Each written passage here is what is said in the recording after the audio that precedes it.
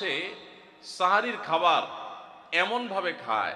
এক সময় আমরা দেখেছি ছোটবেলায় যে অনেক মুরব্বীরা আছেন রাত 12টা 11টার দিকে উঠে সাহারি খেয়ে তারপর শুয়ে পড়েন। এটা যেমন একটা ভুল ছিল, সাহারি হলো শেষের দিকে খাওয়া উত্তম, ওনারা খাইতেন আগে। অতিরিক্ত সতর্ক যেটাকে বলে, এত আগে কেন খায়? যে শেষের দিকে খাইলে রোজা হয় না না হয়, এই জন্য 12টার সময় 4-5 ঘন্টা আগে খেয়ে ধুয়ে দিলাম। এটা হলো বেশি সতর্ক হওয়া। বেশি সতর্ক হওয়া বুঝেন? এক লোক দোতলা শুয়ে আছে ফ্লোরে, তো একটু পর পর মাথা উপরের দিকে উঠে ফেলতেছে। কেউ জিজ্ঞাসা করলো কি ব্যাপার, তুমি কি এমন কেন করতেছো? ফ্লোরে শুয়ে আসো চিত হয়ে, একটু পর মাথা উঠাও কেন? তো লোকটা বললো নিচের ফ্লোরে একজনে সুই সুতা দিয়ে কাপড় সিলাইতেছে, তো এইভাবে সেলাই করে টান দেন উপর দিকে।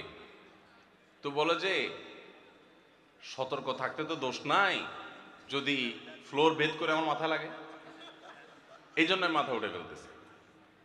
তো এটা অতিরিক্ত সতর্কতা হলো না? সতর্কতা ভালো, কিন্তু অতি সতর্কতা ভালো না। সাহারি অনেকে রাত 12টা 1টার সময় খান, এটা হলো অতিরিক্ত সতর্কতা। এত বেশি ভালো না, এত অতিরিক্ত সতর্ক হওয়া বরং নিষেধ। হাদিসে নবী সাল্লাল্লাহু আলাইহি ওয়াসাল্লাম আমাদেরকে সাহারি শেষের দিকে খেতে বলেছেন। এখন আরেকটা ভুল হলো, অনেকে সাহারি এত শেষে খান যে মুয়াজ্জিনের সাথে ওনার কম্পিটিশন হয়। মুয়াজ্জিন মাইক ধরে, মাইকের সামনে দাঁড়ায় মুয়াজ্জিন ঘড়ির দিকে তাকাইতে তাকে টিক টিক টিক টিক আগাইতেছে কাটা। মুয়াজ্জিন প্রস্তুতি নিচ্ছে যে আল্লাহু আকবার করে হাঁক দিবে, আর উনিও ওইদিকে প্লেট হাতে গ্লাস হাতে খাবার খাচ্ছেন, ধুমায়া খাচ্ছেন, এবং কম্পিটিশনে লিপ্ত হয়েছেন যে মুয়াজ্জিন আগে আল্লাহু আকবার বলে না, তিনি আগে গিলে শেষ করেন। এরকম কম্পিটিশন হয় কি হয় না? বেশিরভাগ লোক, বিশেষ করে আমাদের যে কোনো কাজে আমরা একেবারে শেষ মুহূর্ত পর্যন্ত না ঠেকালে ভালো লাগে না। এই যে একদম আজান হওয়ার আগ মুহূর্ত পর্যন্ত খেতে থাকা, অনেক সময় দেখা যায় যে ভিতরে যাইতে যাচ্ছে আজান পড়তেছে, এখনো আমার গলার নিচেও নামে না, এদিকে আল্লাহু আকবার শুরু করে দিছি, আল্লাহু আকবার শুরু করতেছে, তখনও চাপাইতেছি, এবার ফালাই দিছি। দেরিতে সাহারি খাওয়া সুন্নাত, এর মানে এই না যে এত দেরি করবেন যে মুয়াজ্জিনের সাথে আপনি চোর পুলিশ খেলাবেন। এত দেরি করা এটা অবশ্যই সুন্নাহ নয়। নবী করিম সাল্লাল্লাহু আলাইহি সাল্লাম সাহারি খেয়ে শেষ করার পর ফজরের নামাজ পড়তেন, মাঝখানে 50 আয়াত পড়ার মতো গ্যাপ থাকতো। 50 আয়াত, 50 আয়াতের গ্যাপ মানে হলো 5 থেকে 7 মিনিট এভারেজ, এরকম গ্যাপ তিনি দিতেন, তারপর তিনি নামাজ পড়তেন। তো এই জন্য ভাইরা আমার, আমরা বলতে পারি যে 7 নম্বরের ভুল হলো আমরা অনেকেই রমজান মাসে সাহারির খানা খেতে খেতে একেবারে আজান পর্যন্ত ঠেকাই দিই। এত দেরি করা আবার ঠিক না। অনেকে গোসল ফরজ হলে মনে করেন যে এই অবস্থায় সাহারি খাওয়া যায় না, এটা ভুল ধারণা। আপনার রমজানে রাতের বেলা গোসল ফরজ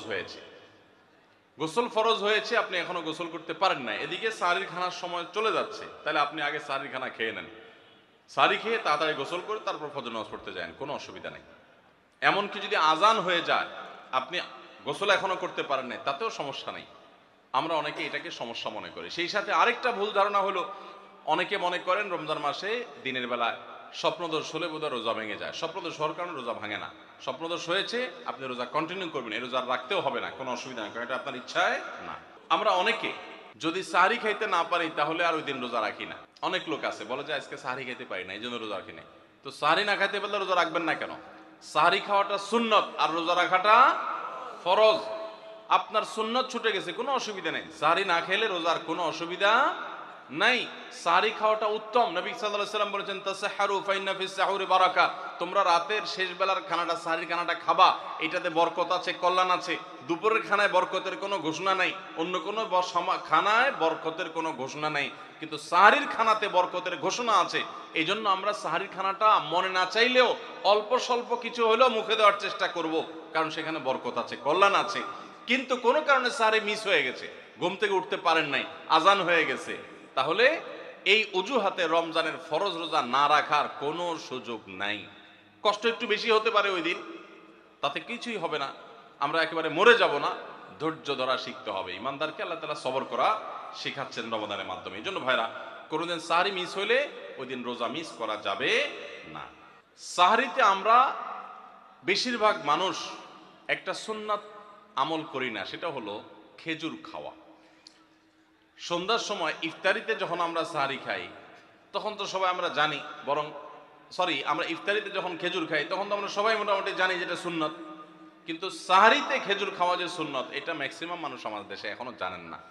নবী করিম সাল্লাল্লাহু আলাইহি সাল্লাম বলেছেন, নি'মা সাহুরুল মুমিনি আত-তামার, ঈমানদারের সবচাইতে উত্তম সাহরি হলো খেজুর।